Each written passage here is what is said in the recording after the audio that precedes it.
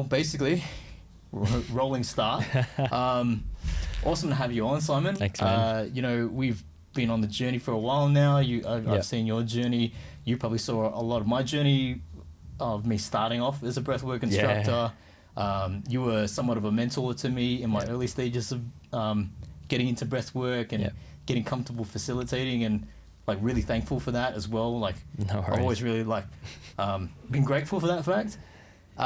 But yeah, I mean, first guest, which is awesome. Yeah, thank you, man. And it's an honor, man. And I'd love to like kind of start off with, you know, like, because I've had the chance to hear your story a few times on like some of the workshops that we've hosted, but I'd love to, for the guests and the listeners out there, get them to hear a bit about your journey. Like, where did it kind of, what were the catalysts, and where did it all kind of start for you that put you on this trajectory of where you're at now? Because you do so many different things, breathwork being one of them, cold exposure and instructor training, and the mushroom brand that you got as well. I'd love to sort of like bring it to the beginning and hear that, and let the listeners hear a bit about that journey. I'll try to keep it short. It's been a very interesting journey. You know, I grew up here, obviously, and you know, I did all my schooling here, and I went to uni. I did all that like everyone else did, and you know, I started working as a financial accountant for many years in a big corporate firm. But yeah, it was just, I guess, a lot of years of, I guess, expectations and also chasing for I guess money and status, and just being in that corporate space, right? You know, kind of the feeling of burnout allowed me, well, I will say, kind of triggered me to kind of start running away from my problems. So I actually left the corporate world, and I even moved away from Australia, and I started a new life in Asia, starting in Hong Kong. And I thought being in a new environment, new space, new people would solve everything, right? I guess it did for the first couple of years, you know, but it started to catch up on me, especially on my nervous system and how I react to things, and how I just kind of bottling up. But you know, it was my old habits started coming back, and you know, frustration, and being depressed, and having poor relationships, and you know, I wasn't in the right mental space. But lucky enough, I mean, this was probably about 10 years ago, a little bit more than that. You know, people were into yoga and mindfulness, and that was a space where I started getting into meditation, and I started traveling a lot. At that time, I kind of took a break from everything, you know. So, you know, I traveled to places like Myanmar and Thailand and Nepal, and I was all over China, and just kind of learning different tools and philosophies, and getting into the Buddhism stuff, and all these kind of mindfulness techniques, right? Yoga and fitness even, right? And just kind of learning more tools to self-regulate. Right, and there's a bit of breath work there as well, but it wasn't a main kind of modality I was doing. But you know, at one point I thought I had all the tools, you know, that I needed in life, and so I decided to come back to Australia and to start again, because I've been on the road for quite a bit. But unfortunately, once I came back, COVID happened.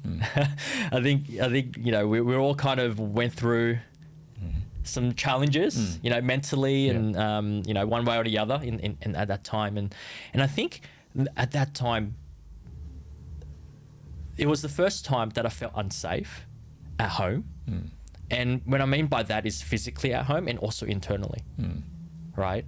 You know, there was just that constant, I guess, you know, scrolling on the phones and blaming the government and blaming the neighbors or the people you see, you know, blaming everything, right? And was that really anxious-ridden time then as well? Yeah, right. Yeah. Like, I'm sure everyone felt that way, you know, one way or the other at some point, you know, and I think it was that time, it was the first time in my life that I felt unsafe, and also I was not allowed to run away from my problems. Right, we had to sit with it. Right, was in lockdown. Yeah. So any kind of meditation or yoga at home, it just did not work at that time, right? But you know, I found breathwork again. You know, it came up again on the internet, and I joined this free online class, right? It was held by a really generous instructor who, it was free, and you log in, and she guided me through all these slow breathing and deeper breathing into the belly, and we did some gentle breath holds, and within the space for about 20 minutes, half an hour, I remembered, like, I started to feel the senses of my body. My mind was much clearer, and it was also a realization, right? I was living in numbness and disassociated, right? And straight away I started to feel some tingly sensations and more connected to self. And brought aliveness back into your body. Yeah, exactly. Yeah. And I'm sure you can relate, right? I totally relate. That hypo-arousal state where we're not socially engaged and we're feeling numb and dissociated. I get why we scroll on social media. Yeah. And I didn't know this prior until I become an instructor, that it was terminology around it. Yeah. But that's sort of what you're referring to there? Yeah, right? totally. And yeah, as I said, like, just in the space of 20, 30 minutes, I started to feel, I guess, alive and connected again, which I was, wasn't feeling that for the last few years. And that was a turning point, right? Like, that's when I started looking more into different modalities in the breathwork space. Cold exposure started like popping up, and especially Wim Hof. We all know Wim Hof was quite starting to be big about even just before COVID as well. Yeah, right. Yeah. And that's just Breathless Expedition came up, and I think you would know it. Instructor training, sign me up for that. Yeah, totally. Yeah. I joined the expedition. 2 weeks later, I did the instructor training, and here I am since that was 3 years ago. Wow. I love to dive into that as well. We've both studied with Johannes, and shout out to Johannes and Breathless. In my opinion, like, one of the best academies in Australia to study with, especially in terms of how they are so comprehensive about what you learn with breathwork, the different techniques, to the trauma-informed approach. It covers all the bases. I'd love for you to sort of dive into that. What was that journey like? Because now you're quite involved with the Breathless community now. A lot of people who know you probably know you through the Breathless scene as well. Love to hear about, like, what was that like for you? I mean, it was, as I said, it was a turning point, right? And getting into a bit of Wim Hof and some other modalities and pranayama as well, and Breathless kind of put the bigger picture of breathwork. Connect the dots. Connected the dots of everything, because we studied the full spectrum of breathwork, right? It's not just about a specific modality like rebirthing or holotropic, right? Or some specific pranayama, but it was learning about every aspect of it. The spectrum of techniques. Yeah, the spectrum, right? From slow breathing, then the faster breathing, and breath retraining, which is coming back in the middle. We did breakthroughs, right? We learned that aspect, sports performance as well. So I think, Breathless kind of put the bigger picture in me, and because of Breathless, I continued with other learnings as well, like Oxygen Advantage and some other online courses as well, and but I think Breathless really put the foundation of breathwork. For sure.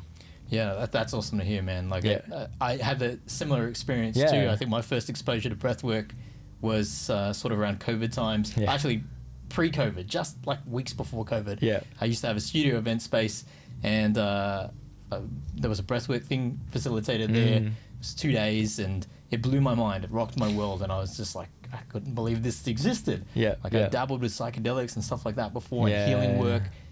And then I realized you could do similar things with simply through breathing. And that kind of led me on a trajectory. I had a similar thing all throughout COVID lockdowns, fell into a depression, but I had fortunately had just learnt this awesome tool with breathwork. And so I started dabbling with YouTube guided techniques and getting into it I think we all did that, right? I think we all kind of start there or get into it. And then, same thing. COVID lockdowns lifted, and Breathless Expeditions instructor training was there, and I was like, oh, sign me up for that, man. I want to learn. I really want to know the depths of breath work beyond just this one technique that I learnt, which was some like holotropic breathwork or something like that. Yeah. Because that wasn't going to help me on a day-to-day basis. You know, that fast breathing practices every single day. Yeah. Or mouth breathing practices. You don't want to do that every day. Exactly. And I didn't know that previously until I studied with breathwork and realized there's a whole umbrella's worth of different techniques. Yeah. And that kind of circles me to the question, how has breathwork helped you in your day-to-day life and professionally as well, so that you can show up as an instructor? Like, can you tell me a little bit about that? How has it benefited you as a whole? Yeah, I think, you know, we kind of spoken a little bit about, you know, what we learned in the breath list as well. Like, I think restoring the natural rhythm of breath has been a game changer for me, right? You know, like even before before all this, you know, I was doing Wim Hof and, like you said, like the faster breathing, and it was just like to go to, oh yeah, I need to tap into that. But in terms of, you know, day-to-day life, it's been aware of the breath and knowing how am I breathing right now and how am I feeling, and then navigating that and then restoring, okay, I need to go back into balance or equilibrium, which is the natural rhythm of breath. You know, having good practices, formal practices, having good informal practices to bring yourself back into the balance. But I think the most important thing is the awareness, how you're breathing and how you're feeling, and then using the breath to navigate, like a compass, navigate. Okay, do I need to slow down a bit now, or do I need a bit more energy? I need to speed up again. And so for me, you know, I remember we used to love using this term. It's like the remote control for the nervous system, right? I still do use that. I love it. Yeah, I think that's the best one. You know, best example to describe this, because, you know, if you're always consciously aware and knowing how to navigate it, then you can just live life and go through any challenges or whatever you need, you know, better sleep, better energy, better relaxation, and yeah. I like to use the example, it's like picking out the right tool for the job. Like, you're not going to always use a fast breathing practice for every single situation. Because you probably don't need that. Like, if you're, I always refer back to the window of tolerance and Dr. Dan Siegel's work and the whole, how do you map your nervous system? Or even just check in, like, how am I breathing right now? Am I breathing shallow, or how's it affecting my emotions?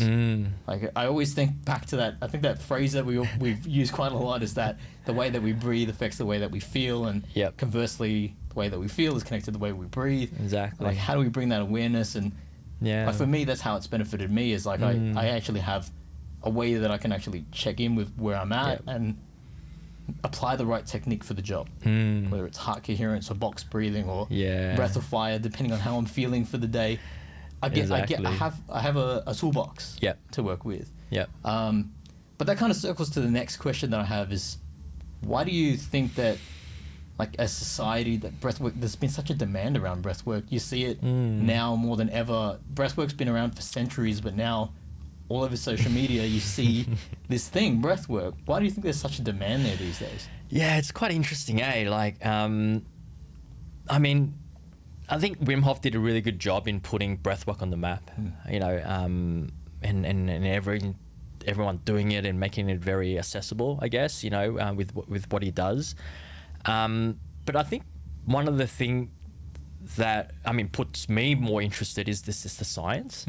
You know, there's so much more clinical studies being done. There's, you know, science and research and actually a better understanding of how the breath can actually change, you know, have an influence on our nervous system and the body, physically, mentally, and you know, even with you know, how breath work, like breakthroughs and holotropic breath work, all these science being done to release trauma, right? The understanding of trauma as well, right? Like, all these things just started to connect, like you said, connecting the dots, kind of come together.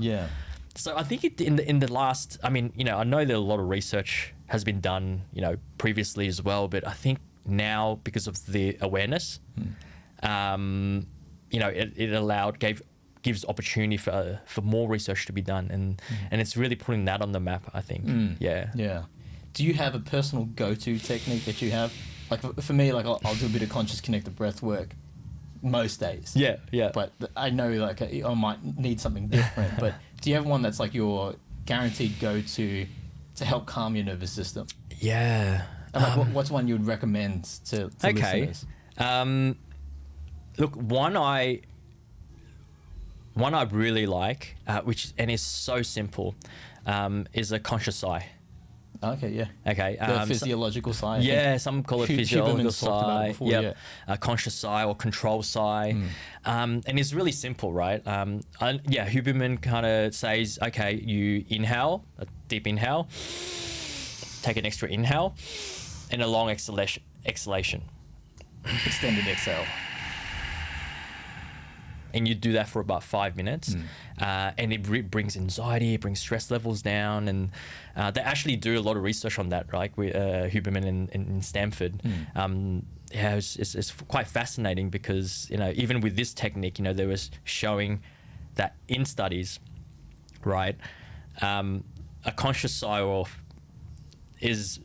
has a bigger impact on reducing anxiety than a balanced breathing or mindfulness technique. So they actually put in people into 3 groups, and they kind of like, you know, did the experiment and everything, and they actually worked out it's actually more effective. But yeah, I find it really good because one, you can just do it without any kind of counting. Right, so box breathing, you kind of count and hold and you do all that. I mean, it's still great. Like, I mean, it's still simple. But sometimes when you're just on the road or you're on the run and you feel like, okay, I need something right now.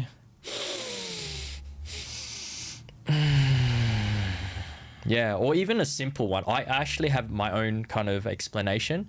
Is a double your average inhale, followed by a long exhalation. So a deep breath in.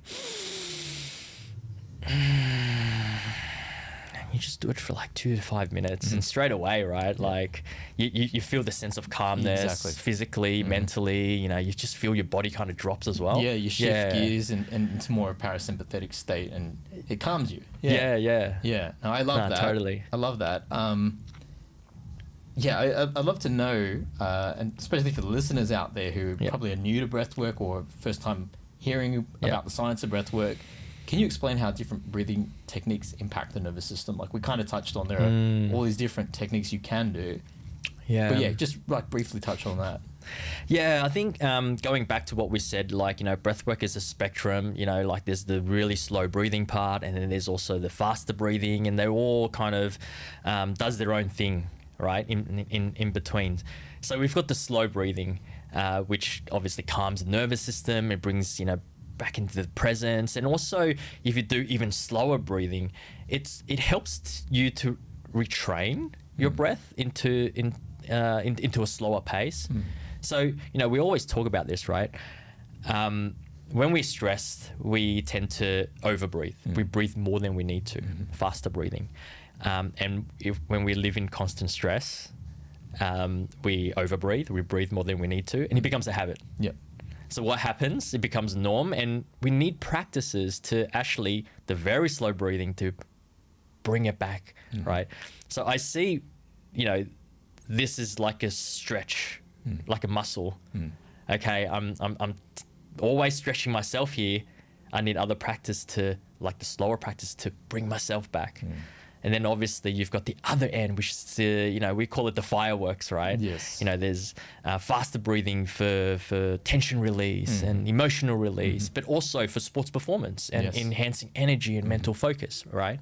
So, you know, again, you don't want to be constantly living on one side of the spectrum or the other side. You want to be everywhere in between. I started using this analogy of it's like Goldilocks and the 3 bears. Like it's too hot, too cold, or it's in the middle, which is warm, like it's just right. And that's what we want to do with breathing, is that we don't want to be leaning too far down one side of the pendulum where we're constantly jacked up and we're in our cortisol and it's chronic stress, and we're actually adding more stress to the stress bucket, which I kind of like, I picked that up from you about the different like analogies there. But yeah, I totally agree with that. We definitely need to have some balance and just a better awareness around where we're at in our nervous system and what's the right application for the job when we need it.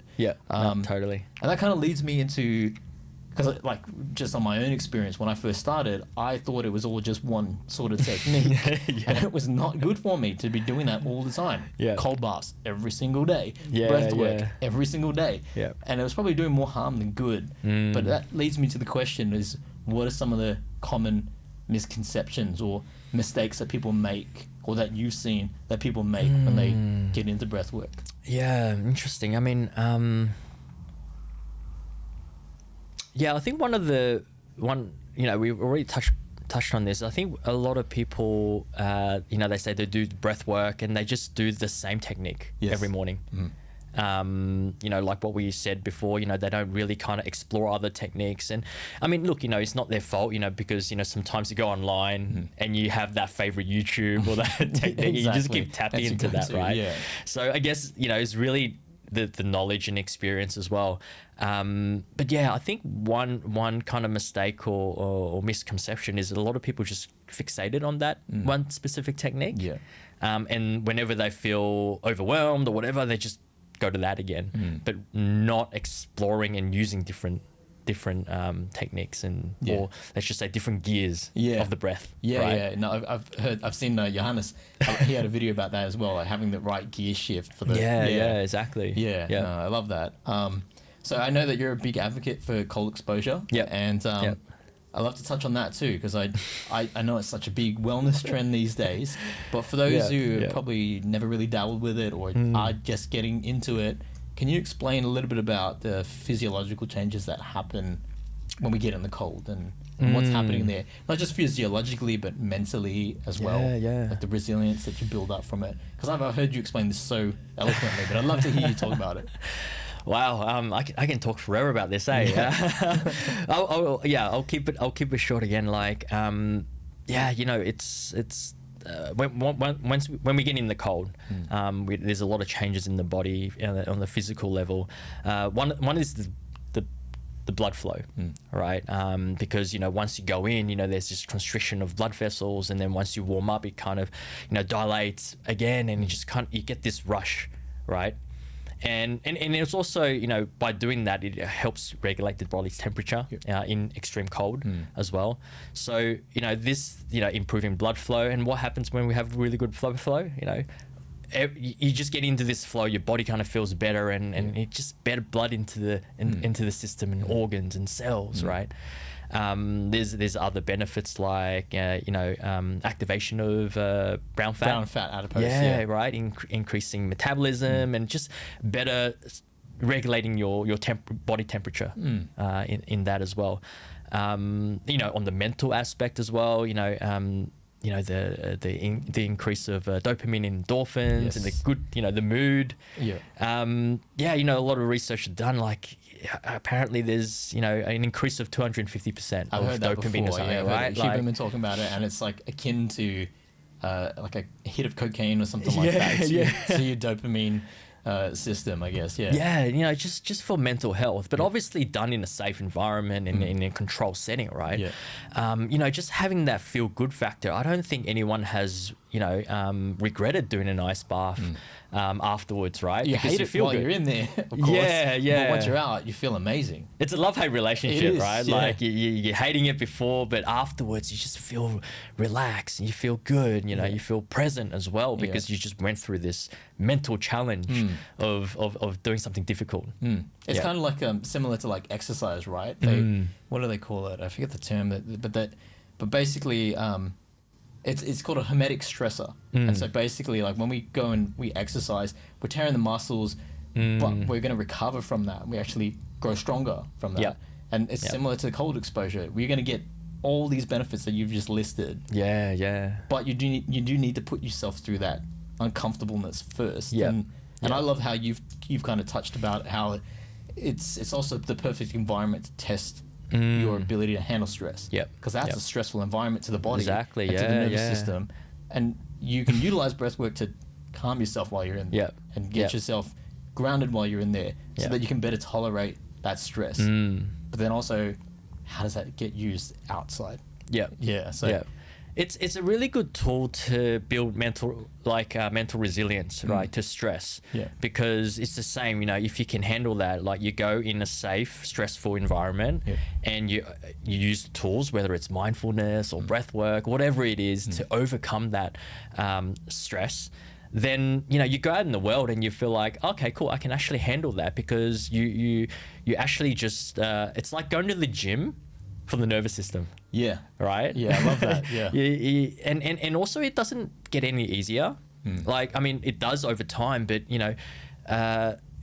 going in cold exposure is like a test of your nervous system at that point in time.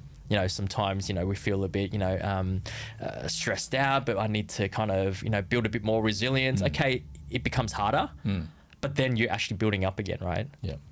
I love to use the term, it's your inner gym. Yeah. Like we go off and we train our outside, but how do you train the inside? Yeah. Whether that's mindfulness and meditation and practices like that, or if it's breath work or cold exposure. Yeah. Yeah. So I'd love to know, how do you integrate it into your weekly routine or your daily routine? Because I know it's probably not a good idea to do it every day, but how would you explain like the best protocols around it? Yeah, I mean, I think in the beginning, it's great to do it regularly to build up that tolerance and kind of navigate what's it like to be in the cold. And but for me now, like I do it most mornings and like have a cold shower and but yeah, I like to go to a recovery center. There's a couple I go to locally, which is great. Like I just go in, I sit in there for 5 to 10 minutes or whatever, and it just brings everything back into the balance and refreshes me obviously as well. And also being playing sports and all the time, it's such a great way to recover. For recovery, lowering inflammation and yeah. So I try to do that at least once a week. But and again, cold exposure is a tool. I think use it when you feel you need to, right? Obviously, when you're feeling too overwhelmed or sick or whatever it is, you don't want to put yourself back into that stress. So, you want to do it in, again, safe, externally and internally. So yeah, use it as a tool. That's my kind of ritual. But in the beginning, it's great to do it maybe a little bit more just to navigate it. But over time, when you need that, okay, I need the cold for recovery or to bring my mental balance back into into balance. Then a bit of an energy boost in the morning. Yeah, Replace exactly. your coffee or something like that. Oh yeah, totally. Great coffee replacement. Yeah. Well, in terms of coffee replacements, that's a great little segue here. I know about Shroom-Mate, and I've seen you posting lots of stuff about it. I remember it was previously Alpha something. Yeah, Alpha Dynamics. And now there's Shroom-Mate, and I'd love to get into that because I love Lion's Mane. I use a few brands myself. I've only ever really dabbled with Lion's Mane, and I'd love to get into that. Like, what can you tell me about adaptogenic mushrooms? Because I know there's Lion's Mane and there's reishi, and can you tell me a little bit about that and the benefits of that? Dive into it. I'd love to know. Wow. Where do I start? Like, I'll start by, like say Lion's Mane. Let's just say the more common ones, like what you mentioned, reishi, cordyceps, Lion's Mane. These are mushrooms that's been used for thousands of years in Asia, not just in China. They're Chinese medicine. But they're also like a daily staple as well, like Lion's Mane and cordyceps. People actually use it for dinner, like a stir fry with vegetables. Make steaks out of it. Like the vegan style, like, steaks or whatever. So when used in the right kind of dosages, it's medicinal. And it's been proven, and they've been using it for thousands of years by, the kings and queens, like the reishi, right? Let's start by the reishi. It supports the immune system, and there's a lot of studies now that it actually helps with a lot of disease and cancer. So it's the science thing kind of catching up, right? Cordyceps improves energy, and then Lion's Mane helps with our nerve endings, nerve connections. So from the gut to the brain. So these are really powerful mushrooms, and they're like you said, you call it adaptogenic. So they're not stimulus. They're not like caffeine where you just take it and you get a hit. They get stored in your body, and they use it in a way where it needs. So to say, for example, you know, like lion's mane, you know, it helps with mental focus, right? You take it during the day, you know, it knows that you need that at that point in time. But if you take it at night, right, it actually helps improve your sleep. Wow. Because it knows, okay, I'm in this state for the nervous system, and I'm sleeping, and I am going to help in that way. Wow. Yeah. That's fascinating, man. I think I've heard of the term like neurogenesis before as something as well. I don't know how that links to it. But no, it's awesome that like there's once again another spectrum with the different mushrooms out there that you can take, and what it could be used for, whether it's focus or sleep or recovery, calming you. It's just it's amazing that it's like I mean, that's a whole other world you can dive into. I know, right? it's a whole new topic, but I think you know, it's been, for me, it's been a game changer, right? Like you know, it ties a lot to breath work as well. Like you know how we talk about balance and restoring the rhythm of breath, and we need to come into balance. And you know, we talk about homeostasis, right? Like that's the compass, you know, where we need to, the body just naturally needs to go back into balance to survive. You know, these adaptogenic mushrooms, what they do is they actually help that process. Right, they give you strength to actually, okay, I've got the strength to actually come back into the balance, and that's where it helps. And so how would you, like, these practices, they all complement each other. How would you describe like the best way to utilize each of these different practices or make it a part of your lifestyle? I mean, you know, again, it's tools, right? Whether it's breathing and supplementations and food and diets, right? I think they're all tools in the toolkit to, you know, so you can live optimally. But I think a really good recommendation is, I mean, I do this myself, right? Like every morning is just, you know, doing my mindfulness and breath work and getting in the cold, and then, you know, skipping my coffee and then just getting into the mushroom. And you know, that's like pretty much my first hour when I wake up. Charging up for the day. You know, get plenty of sunlight as well. And because remember, like how you set your morning determines the rest of the day, the mood and energy. 100%. So for me, implementing these, you know, tools into my life every morning, it has helped me, like just energy and focus, and I guess also the feeling of being alive, right? You know, a lot of people wake up and they feel sluggish and, you know, I'm unmotivated and tired, right?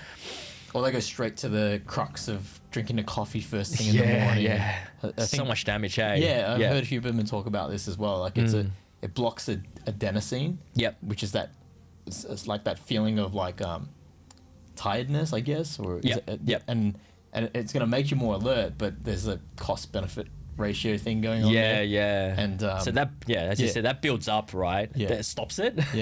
So that's why, like, you know, it's stopping it temporarily, but then later it's when it, you know, the caffeine kind of goes away, and then, you know, you get that crash, 3 p.m. crash. Because everything just like, you know, comes out straight away, right? 100%, And I think on this quite a lot too. I've been guilty of having my coffee first thing in the morning as well, but I do still like to have, you know, my routine in the morning as well, whether that's movement, sunlight, breath work before coffee, because I notice the difference it makes on my nervous system. Like I'm already got a natural cortisol spike that's happening in the morning.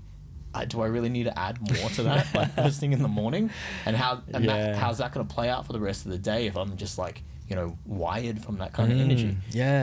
Even like being anxious and nervousness, like I feel like getting off coffee, just like all that kind of also goes away. No, I had like a good like 2 months where I just off coffee, any caffeine. I felt like my brain didn't work the same, but I noticed this.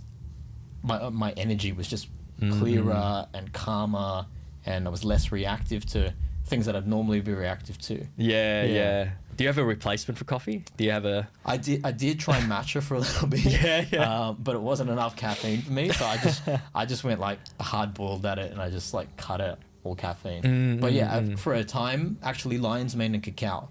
It was just like those combinations, and there's so many benefits to cacao as well that like I won't go into the science of that, but it's great that there are other things that are out there that can give you still that support that you need throughout the day. Yep.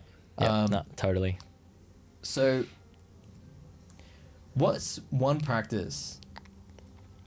I guess one practice like out of the three, or out of like your routine that you'd like to share more insight about to the listeners out there who maybe want to like add more to their tool belt or something like that. Yeah. Explore breath work. Yeah. You know, I think that is the fundamental of everything, right? Yeah. And because we breathe every second, you know, it is the fun. Once you have a good connection with your breath, and have a good balance and navigating and actually bringing everything back into balance, all the other stuff kind of goes away, right? Sickness and, you know, the fatigue and the brain fog, they slowly over time kind of goes away because, you know, again, it's just bringing our body back into homeostasis, right? Like, and our body function really well when it's in balance. Obviously it's nice to go on one side of the spectrum once in a while, but you always kind of want to stay in the middle. Yeah. So I feel breath work or breathing is the most accessible and the foundation of everything. So, you know, I encourage people to just keep exploring. You know, I'm sure you agree this, like we are still exploring. Yes. There's so much depth to it. 100%, right? Man. I'm always like learning what I can and exposing myself to different opinions on what breathwork is. But one of the best examples I've heard is that it's like a Swiss Army knife. Yeah. You can sort of bring out the right kind of tool that you need for when you need it. Whether that's like increasing your performance in the gym, or, you know, doing 4-7-8 technique when you want to get to sleep, or, you know, just finding the right exercise that's going to help you, right technique that's going to help you in that moment. And there's so much to dive into there. There's like a whole world around breathwork. So why not just sort of dabble with it all and like that Bruce Lee kind of like terminology of like, you know, take what's useful and apply what works and disregard the things that don't. Find what works for you when it comes to breathwork, I guess is what I'm trying to say. Sorry? I guess that's what I'm trying to say. Okay, find what works for you. Find what works for you. Exactly.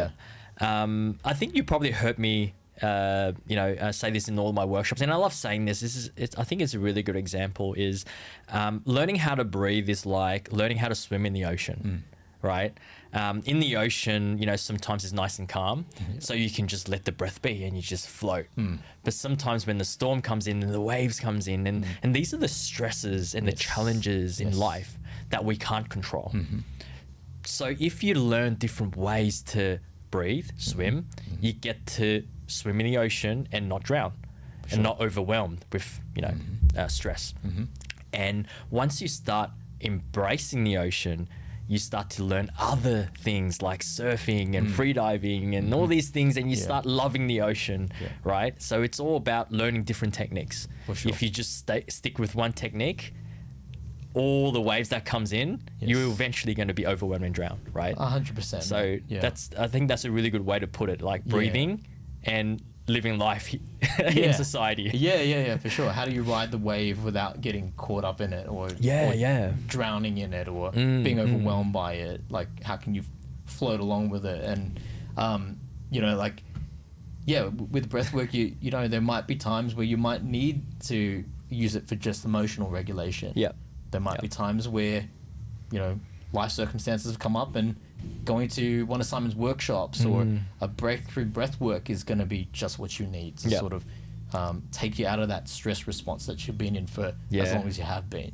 It's just about finding the right time to do it and what's right for you, I guess, in that moment. Exactly. We're close to wrapping up here, but I'd love to hear piece of advice that you would give young Simon, or if it's not young Simon, just in general, for people out there, breathwork instructors included, about getting onto this journey, like the journey that you've been on, because we've kind of talked about a bit of everything and how because you're very entrepreneurial and you also do all these different things. Because I see it sometimes. Sorry, I'm going on a bit of a preamble here, but like I see it sometimes. There's the fear of being seen, or Yep. the tall poppy syndrome that prevents people from doing what they want to do. Yeah. Can you kind of like speak on that? Like what's advice that you would give to people out there who want to get on their journey and they want to start their path? Yep. I think just do it. Like, if you think you want to do something, just do it. There's going to be chances of failing or succeeding, but you won't know until you actually just do it. My advice is, for my younger self, I used to procrastinate, right? Procrastinating, overthinking. And when you do that, you're actually not actioning what you want to do in life.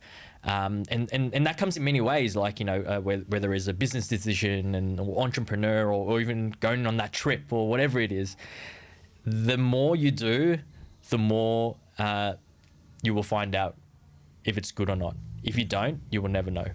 100%. You can't know what you don't know unless you actually put a foot forward and start making steps to where you want to be. Yep. So find the tools. I mean, whether it's breath work or mindfulness or whatever it is, or find the ways to actually just slow down and stop overthinking and procrastinating, and just do it, really. I think that's probably my advice for my younger self, and also for anyone out there as well. Yeah. No, I love what you said too. Like you may make mistakes as well, but those don't have to be a failure. They can just be a lesson, and that's all part of growth, right? Yeah. And you can't be perfect every time, because even if you're perfect every time, you won't know what failure is, because you learn more from from failing. For sure. I'm not saying that we should be all, purposely failing, but we learn the most in that kind of experiences, I think right? so too. It's the things that you like that you really will learn from that. You hold on to that, like, okay, how can I do that better next time? Yeah. And I think you can relate. I think that's kind of like what we did with the breathwork journey. For sure.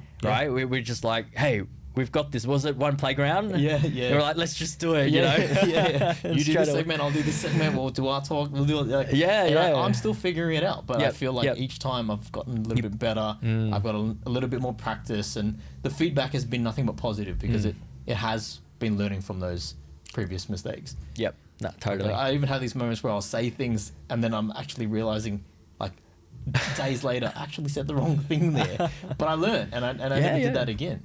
No, exactly. Yeah. This has been really awesome, man. No. And I'd love for the listeners out there, where can people find you, and links to Shroom-Mate, social media? How can I get access to you? Probably through my own brand, Earth Life, but Earth spelled with ERTHE, life.com.